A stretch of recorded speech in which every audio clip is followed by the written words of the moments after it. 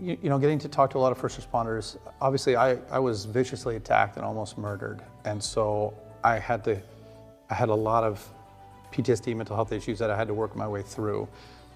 And one of the hurdles that I had to overcome was that every now and then something would trigger me and it would remind me of the stabbing.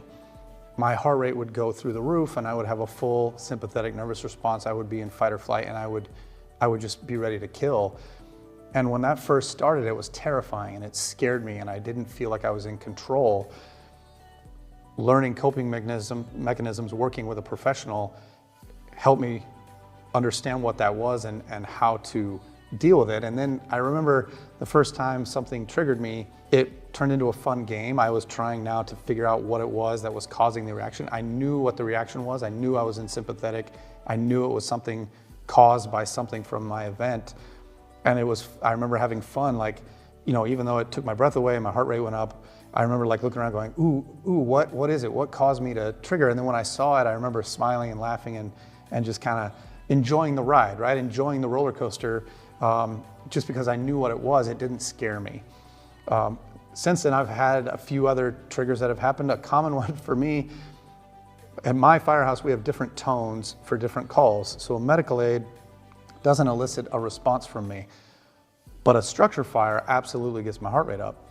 And so this happened to me recently. I was at a Target, I was shopping, and apparently at the Target, they were very short-staffed up front.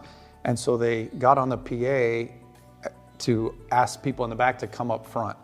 But that tone for letting them know that there was about to be an announcement was the exact same one that we have for structure fires.